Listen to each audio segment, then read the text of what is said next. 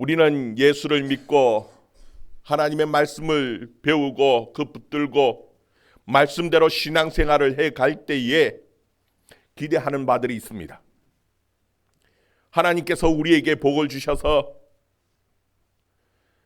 학생들은 좋은 대학교 들어가고 우리 청년들은 좋은 직장을 구해서 들어가며 또 우리 장년들은 사회에서도 인정받으면서 그렇게 살기를 기대합니다.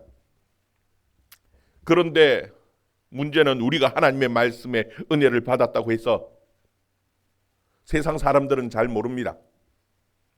아니, 은혜를 받았다고 해서 또 인정해 주지도 않습니다. 그래서 우리는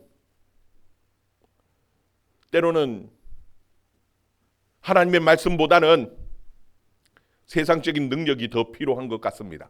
우리 학생들은 영어를 조금 더 한마디 더 하고 수학을 좀 더 잘 풀고 그러면은 세상에서도 인정받고 좋은 직장 들어가고 그래서 때로는 그것 때문에 갈등을 하기도 합니다. 학생들 보면은 시험 기간이 되면은 내가 교회 와서 하나님의 말씀을 배우고 들어야 하느냐 아니면은 학원 가서 영어 단어 몇 자 더 외우고 수학을 풀고 그래야 하는가 참 고민하고 갈등하기도 합니다. 여러분, 우리가 하나님의 말씀의 능력을 우리가 하나님의 말씀의 그 효과를 잘 모르기 때문에 우리는 엉뚱한 것 가지고 갈등하고 고민하는 거예요.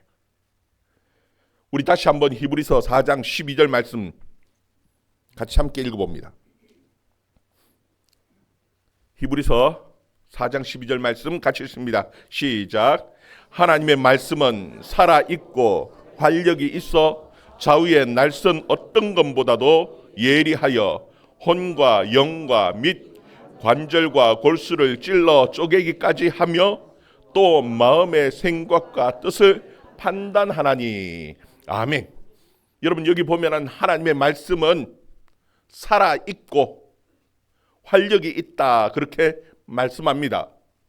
여러분, 이 활력이 있다라는 말을 그전 번역에서는 운동력이 있다 그렇게 말씀했죠. 살아있고 운동력이 있다라는 겁니다. 이게 도대체 무슨 말씀인가? 하나님의 말씀이 살아있고 운동력이 있다라는 것이 도대체 뭐지? 여러분, 예를 들면 이런 겁니다. 예리한 칼을 들고 의사들은 그 칼을 가지고 수술을 합니다. 수술할 때에 아주 정교하게 수술을 하는 겁니다. 진짜 이 병든 부분들, 아픈 부분들, 그 부분만 잘 도려내야 합니다. 그 예리한 칼이 좀 더 깊이 들어가면요, 사람을 살리려다가 죽일 수 있어요. 오히려 병을 낫게 하려다가 더 큰 어려움에 빠질 수도 있어요. 여러분, 그래서 예리한 칼을 들었다고 해서 누구나 다 수술할 수 있고 누구나 다 치료하는 데에 그 수술실에 들어갈 수 있는 것이 아닙니다. 충분히 숙련되어진 그 의사만, 전문적인 의사만이 들어가서 칼을 들고 수술을 할 수 있는 겁니다. 여러분, 그런데 오늘 말씀에 보면은 이 하나님의 말씀은 좌우의 날선 금보다 어느 금보다도 어느 칼보다도 더 예리한 칼인데, 그런데 이 칼은 살아있고 활력이 있다라는 겁니다. 이 칼이 누구 손에 쥐어졌든지 간에 아주 예리하게 우리의 치료할 부분을 그 칼이 알아서 살아서 운동력이 있어서 수술을 해낸다라는 겁니다. 여러분, 우리는 가끔씩 착각합니다. 특히나 많은 설교자들이 착각을 하는 부분들이 이 부분. 설교자가 뭔가 대단하게 잘 말을 하고 조리 있게 말을 해야만이 성도들이 은혜 받고 구원 받고 뭔가 복을 받을 것처럼 착각을 하는데, 여러분, 설교자는 그냥 도구일 뿐입니다. 설교자의 입을 통해서 그냥 나오는 이 말씀 자체가, 하나님의 말씀 자체가 힘이 있고 능력이 있다라는 겁니다. 말씀이 살아있고 말씀이 운동력이 있어서 이 말씀이 우리의 영혼을 치료하고 우리의 마음을 치료할 뿐만 아니라 우리의 육신까지도 치료해낸다라고 말씀하고 있는 거예요. 그냥 살아있는 말씀, 그냥 성경에 있는 그 말씀 그대로 설교자는 전해야 하고요. 또 우리 아이들을 가르치는 우리 교사들은 누구든지 그 하나님의 말씀을 들고 가르치면은 그 말씀이 살아서 운동력이 있어서 아이들이 영혼을 받고 논다는 겁니다. 여러분, 이 하나님의 말씀이요, 우리의 영혼을 치료하고 마음을 치료하는 데에 이게 얼마나 참 놀라운 역사가 일어나는지, 사실 이 말씀 외에는 다른 어떤 것도 치료해낼 수 있는 능력이 있지 않아요. 여러분, 우리의 영혼은 굉장히 예민합니다. 어느 정도로 예민하냐면은 아주 작은 죄 하나 들어와도요, 아프고 끙끙 앓는 게 아닙니다. 죽어버립니다. 우리의 영혼은 작은 죄 하나에도 죽어버리는 그 정도로 예민한 것이 우리의 영혼입니다. 이 영혼을 어떻게 살려냅니까? 우리의 영혼을 살려낼 수 있는 것은 살아계신 그 활력 있는 하나님의 말씀 외에는 없습니다. 에스겔 37장에 보면은 하나님께서는 에스겔을 데리고, 에스겔 선지자를 데리고 골짜기로 가셨습니다. 그 골짜기에는 뼈들이 잔뜩 있는 겁니다. 근데 그 뼈는 그냥 뼈가 아닙니다. 이미 죽은 지 오래되어서 말라 비틀어져 있는, 정말 더 이상 살 소망이 없어 보이는 그런 말라 빠진 그 뼈다귀들이 너부러져 있는 겁니다. 잔뜩 있어요. 하나님께서는 그 뼈들을 보여주시면서 이 에스겔에게 묻습니다. 에스겔아, 이 뼈들이 살겠느냐? 살겠느냐? 물어요. 에스겔이 뭐라고 대답하냐면 고민합니다. 살겠습니다라고 말하려고 보니까 너무 죽은 지 오래돼서 말랐습니다. 도저히 가능성이 없어 보입니다. 소망이 없습니다. 그런데 가능성이 없습니다. 죽겠습니다. 도저히 못 살겠습니다 하려고 하니까 하나님 앞에 안 된다라는 말, 그 전능하신 하나님 앞에 안 된다라는 말을 할 수도 없을 것 같아요. 그래서 고민한 끝에 하는 얘기가, 주님이 아십니다. 주님 많이 아십니다. 하나님이 에스겔에게 하시는 말씀이, 너는 하나님의 말씀을 대언하라라는 겁니다. 너가 뭐 만들어서 얘기하는 거 아닙니다. 그냥 하나님의 말씀을 대신 선포하라고. 뼈들아, 하나님의 말씀을 들을지어다. 하나님의 말씀을 선포하라는 거예요. 여러분, 에스겔이 하나님의 말씀을 선포할 때요, 그 뼈들이 움직이기 시작하더니 뼈들이 자기 뼈들끼리 다 맞춰지고 거기에 살이 돋고 힘줄이 생기고 가축이 덮이고, 그런데도 불구하고 아직 살지는 못했어요. 생명이 없어요. 하나님께서 또 에스겔에게 생기에게도 선포하라라는 겁니다. 생기야 들을지어다. 하나님의 말씀을 들을지어다. 그 생기들이 그 죽은 시체 위에 불었어요. 하나하나 다 살아나는데 큰 군대가 되어졌다라고 말씀하고 있는 겁니다. 여러분, 죽은 영혼을 살릴 수 있는 것은 다른 어떤 것도 아닙니다. 하나님의 말씀이 되어지고 선포되어질 때에, 하나님의 말씀이 들려질 때에 죽은 영혼이 살아나는 거예요. 왜? 하나님의 말씀은 살아서 운동력이 있기 때문에 그 말씀 자체가 능력이 있는 겁니다. 여러분, 우리의 영은 예민하지만 또 우리의 마음은 또 그렇지 않습니까? 여러분, 그전에는 우리의 마음이 상처를 입고 아프고 병든다라는 것은 몰랐습니다. 마음은 눈에 보이지 않으니까요. 육신의 몸은 병들고 아픈 것은 아는데 마음의 병이 있다라는 것이요. 프로이드가 마음의 그림을 그리기 전까지는 마음이 아프다, 마음이 병들다, 마음이 상처를 받는다라는 것을 몰랐어요. 그런데 이 프로이드가 마음의 그림을 그리고 난 이후에 많은 연구들이 있었지요. 그런데 그 마음의 상처를 쉽게 치료하는 것이 쉽습니까? 어려워요. 쉽지가 않아요. 여러분, 마음의 병이 들면 가장 큰 문제가 뭐냐 하면은 자살 충동을 하는 겁니다. 죽으려고 하는 거예요. 여러분, 욥이 집에 있는데 한 종이 막 쫓아왔어요. 그리고는 보고를 합니다. 스바 사람들이 와서 들의 풀을 뜯고 있는 소들을 그리고 나귀들을 훔쳐갔다라는 겁니다. 그것도 종을 다 죽여버리고 소와 나귀를 훔쳐가 버렸습니다. 잠시 지나니까 또 종이 막 헐레벌떡 쫓아왔습니다. 들에서 양들이 풀을 뜯고 있는데 하늘에서 불이 떨어져서 종들과 양들이 다 죽어버렸다는 거예요. 여러분, 그 또 잠시 지나니까 또 막 종이 쫓아와요. 하는 말이 들에 있는 낙타들을 갈대아 사람들이 와서 종들을 죽이고 뺏어가 버렸다는 거예요. 하루아침에 이 욥이 거지가 되어져 버렸습니다. 다 모든 재산들을 다 잃어버렸어요. 거기서 끝이 아닙니다. 또 한 종이 쫓아오더니 큰 광풍이 불었는데 집이 무너져 버렸어요. 아들이 10이 있는데 10이 한꺼번에 다 그 집에서 죽어버렸다는 거예요. 기가 막히죠. 재산은 다 잃었습니다. 자식까지 다 잃어버렸습니다. 마음에 얼마나 큰 어려움이 있겠습니까? 그런데 몸은 머리끝에서 발끝까지요, 피부병이 걸려서 기와장으로 뻑뻑 끓고 있습니다.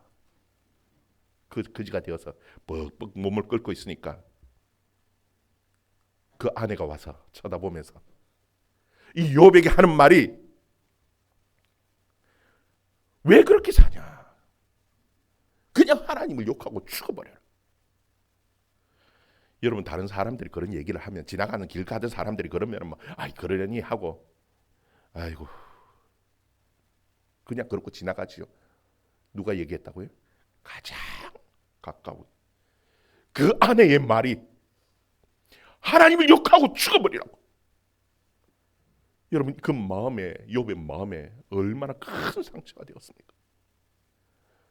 친구들이 와서 위로한다고 왔는데 말을 못하는 겁니다. 형편이 너무 기가 막혔어요.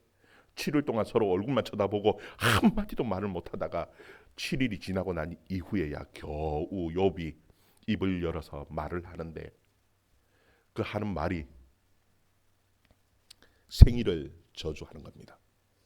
그리고 죽기를 구하는데 땅 속에 묻혀있는 보화를 찾듯이 죽기를 구했다라는 겁니다. 여러분, 마음의 상처가 얼마나 큰 마음의 상처가 있길래 죽기를 구하는 데에 땅 속에 있는, 감춰져 있는 그 보화를 찾기 위해서 땅을 파헤치듯이 그렇게 죽기를 구했는데, 여러분, 그런데 그 영혼을요, 그 마음을, 그 몸을 치유한 것은요 다른 것이 아닙니다. 뒤에 보면은 그 하나님의 말씀이었어요. 그 하나님의 말씀이 이 욥의 마음을 치료해내는 겁니다.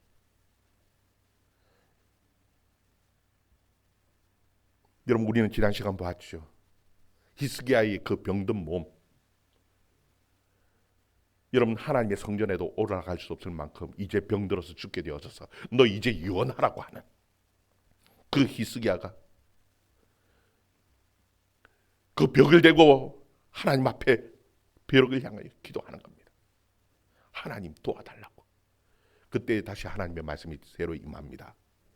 너가 3일 만에 하나님의 성전에 올라가게 되어질 것이고 15년이라는 더 생명을 연장하여 주겠다라는. 여러분, 우리의 마음을 치유하시고 육신을 치유하시고 영혼을 치유하는 것은 하나님의 능력입니다. 여러분, 다른 어떤 것도 아닙니다. 하나님의 말씀은 살아있고 운동력이 있기 때문에 그 말씀 자체가 살려내는 거예요. 그런데 하나님의 말씀의 능력은 그것뿐만이 아닙니다. 그 뒤에 보면은 우리가 읽었던 12절 하반절에 보면은 또 어떤 말씀을 하냐면 또 마음의 생각과 뜻을 어떻게 한다고요? 판단하나니. 우리의 마음의 생각과 뜻을 판단한다라는 겁니다. 여러분, 우리는 판단하는 기준이 때로는 내가 될 때가 있죠. 내가 판단의 기준이 돼서 내 생각대로 막 하다 보면은 오류 엉터리가 많아요. 그래서 될 수 있으면은 내가 판단의 기준이 되지 않고 다른 사람이 나를 어떻게 생각하고 어떻게 내 마음, 내 생각을 판단하는지 그것 가지고 기준을 삼으려고 합니다. 그게 더 정확하다고 보는 거예요. 그래서 객관적으로 야 봐라. 객관적으로 어떤지 한번 얘기해 봐라. 객관적인 얘기를 많이 하죠. 남들이 말하는, 남들이 판단하는 그 판단의 기준은 그러면은 정확합니까? 옳습니까? 여러분, 사람들의 판단은요 정확할 수가 없습니다. 아무리 다른 사람들, 많은 사람들의 눈을 통해서 판단을 한다 할지라도 여러분, 세상적으로 성공하려면은 사람들은 다들 영어를 더 잘해야 되고 수학을 좀 더 잘하면은 성공할 수 있다라고 말을 하지만 여러분, 세상에 성공한 사람들은 다 영어 잘하고 수학을 잘하는 사람들입니까? 못하면은 이 세상 가운데서도 영 별볼 없이 그렇게 살아갑니까? 아니요. 이미 하나님께서는 우리에게 필요한 은혜들을 다 주셨고 필요한 능력들을 다 주셨습니다. 하나님께서는 이미 우리에게 존귀하게 만드셨고 이 세상 가운데서 당당하게 살아갈 수 있도록 하나님께서는 주셨는데요. 그런데 세상적인 눈으로 볼 때에 나는 이것이 부족하고 저것이 부족해서 안 되고 우리는 자꾸 남들의 그 시각을 가지고 판단 기준을 가지고 자꾸 우리 자신들을 얽어매죠. 여러분, 한때 옛날에는 세상적으로 성공하려면은 칼을 잘 쓰고 창을 잘 쓰고 군인으로서 전쟁터에서 싸울 때에 인정받던 시대가 있었습니다. 그때에 돌팔매질 잘한다고 해서 성공하리라고 누군들 생각했겠습니까?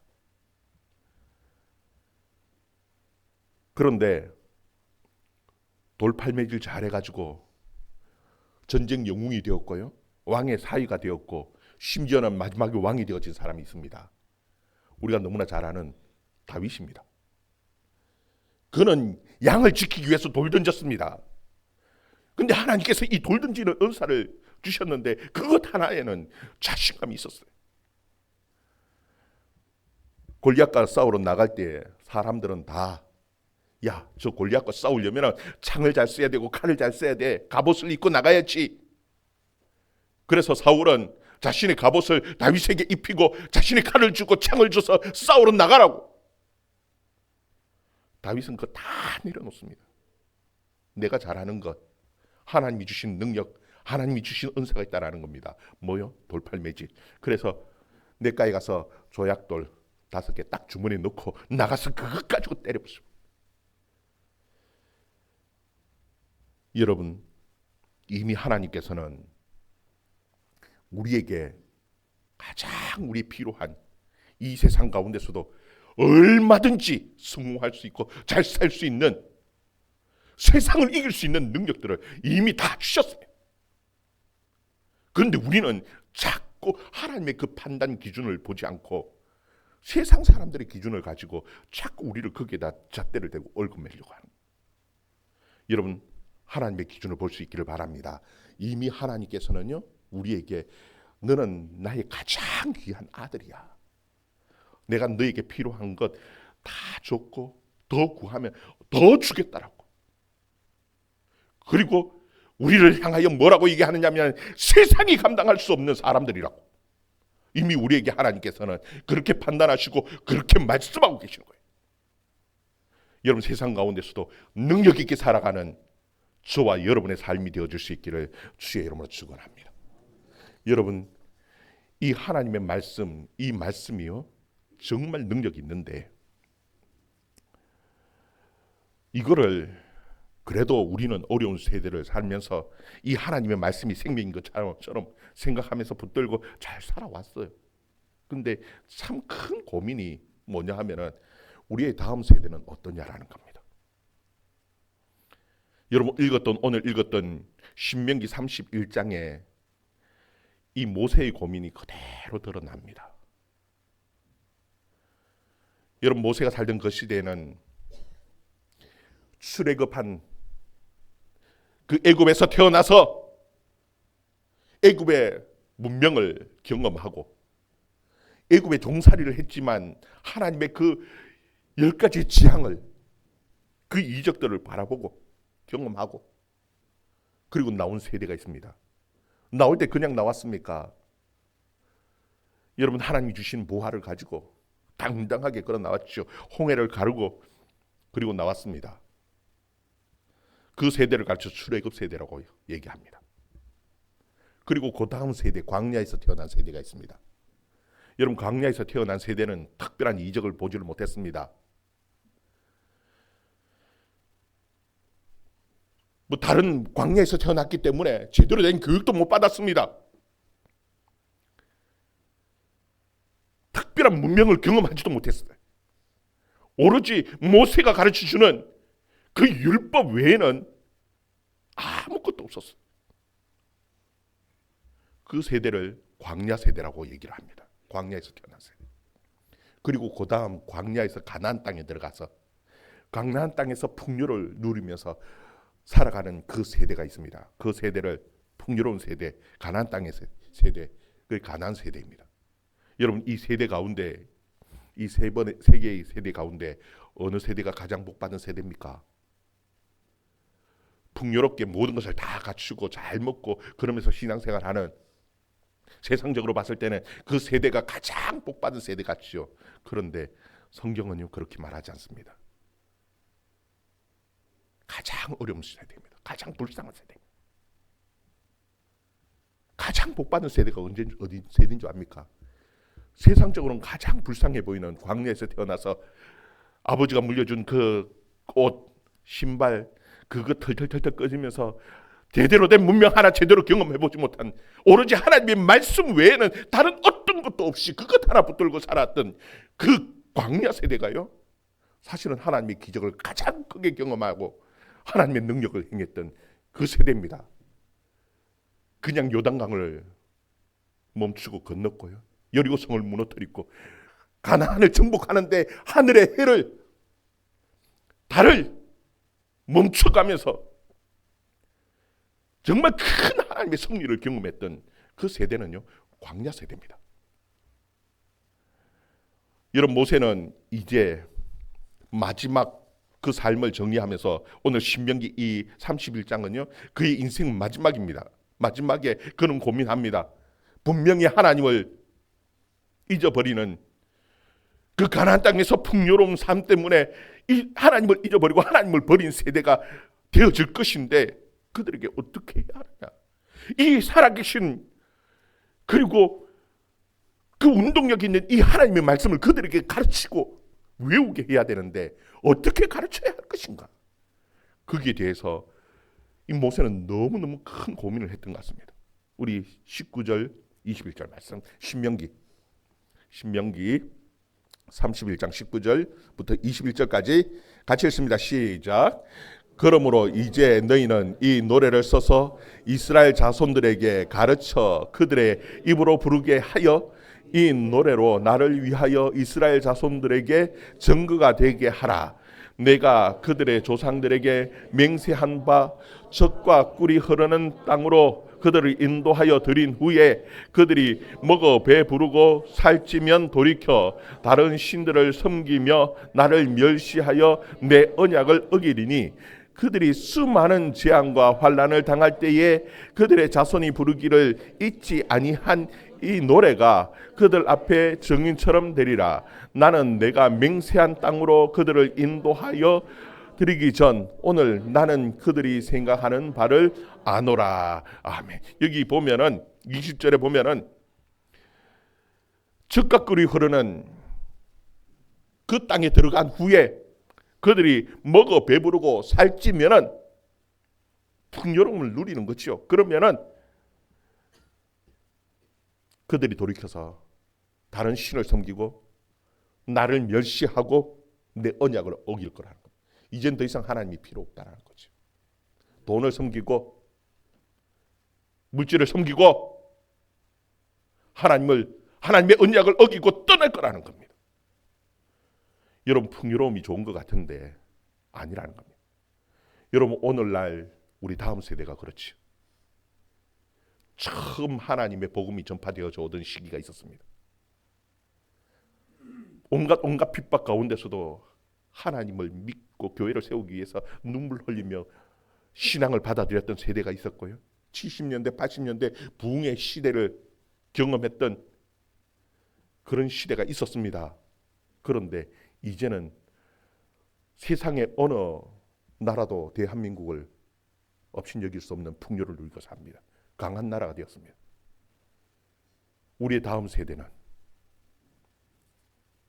아쉬움이 없어요. 신앙으로 살려고 합니까? 그들에게 이 살아계신 하나님의 이 말씀을 어떻게 가르쳐야 합니까? 오히려 그들의 생각 속에는 이 하나님의 말씀보다 영어 단어가 더 중요한 것 같고 수학 문제가 더 중요한 것 같은데 그들에게 이 살아계신 하나님의 말씀을 어찌 가르쳐야 하느냐? 하나님의 말씀에서 속히 떠날 건데 모세는 거기에 대해서 고민을 많이 했어요.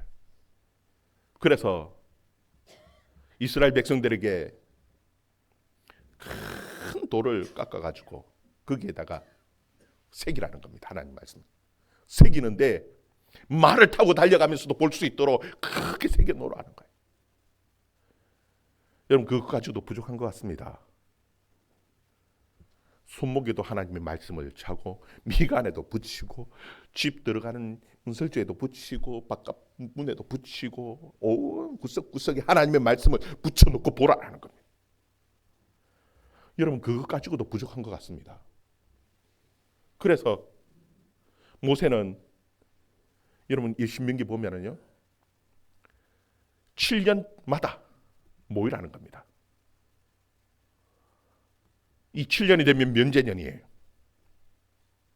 그때 다 모여서 그것도 그 모든 추수가 끝난 다음에 하나님의 말씀을 읽고 듣고 부흥회를 하라는 겁니다. 7년마다. 근데 그거 가지고도 7년마다 해가지고 부흥회 해가지고 그게 얼마나 큰 효과가 있겠습니까? 그거 가지고 아무리 생각해도 부족해요. 그래서 오늘 노래를 지었다라는 겁니다. 모세가 노래를 지어서 그 하나님의 말씀을 노래를 지어서 부르게 하는 거예요. 21절 우리 다시 한번 읽어봅시다. 21절 말씀 같이 읽습니다. 시작. 그들이 수많은 재앙과 환난을 당할 때에 그들의 자손이 부르기를 잊지 아니한 이 노래가 그들 앞에 정인처럼 되리라. 나는 내가 맹세한 땅으로 그들을 인도하여 들어가기 전 오늘 나는 그들의 생각하는 바를 아노라. 여러분 여기 보면은 그들의 자녀가 부르기를 잊지 아니한 이 노래. 여러분 다른 것들은 잘 잊어버려요. 여러분 지난 주 설교 뭐 했는지 기억납니까? 제가 조금 전에 히스기야 뭐 얘기를 했으니까 그렇지.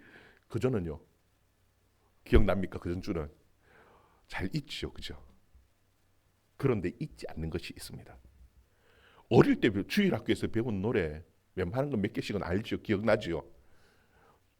돈으로 넘어가요. 하나님 나라 왕왕왕왕 나는 왕자다. 주님 나라에 나는 왕자다. 그리고 또 이전은 0000 나는 공주다. 그러면 옆에서 또 나는 축구공 이러면서 그렇게 불렀던 어릴 때 불렀던 그 노래들이요 기억나요. 어릴 때 불렀던 그 노래들은요 다 기억나요. 어릴 때 배웠던 그 전도사님이 가르쳐줬던 말씀 기억 안 나요. 선생님이 가르쳤던 그 말씀 기억이 안 나요. 그런데 어릴 때 불렀던 그 노래는 기억이 나요. 그래서 모세가 노래를 지어서 불렀어요. 여러분 성경학교 되면은요 제일 열심히 하는 게 무엇이었냐 하면은요 노래 배우고 율동 배우고 선생님들은 노래 막 배우러 다니죠. 성경학교 가가지고 왜 성경은 안 배우고 노래만 배우느냐고. 근데 이게 지혜였어요. 누가 가르쳐준 지혜냐면 모세가 가르쳐준 지혜예요. 1년에 한 번 여름 성경학교 때 배웠던 그 노래를 1년 내도록 그거 갖고 불러요. 1년 내도록 부르고 나면은 그 평생 잊지 않습니다. 평생 머릿속에 박혀서요. 기억이 나는데 언제 기억이 나느냐면 오늘 말씀에 보면은 수많은 재앙과 환난을 당할 때에 그 자손들이 부르기를 잊지 아니하는 이 노래가 증명될 것이다. 이 잊지 않고 불렀던 그 노래가 기억나서 그 재앙과 그 어려운 환난이 올 때에 하나님의 말씀이 불렀던 이 노래가 기억이 나서 돌아오게 되어질 것이라고 말씀하고 있는 겁니다.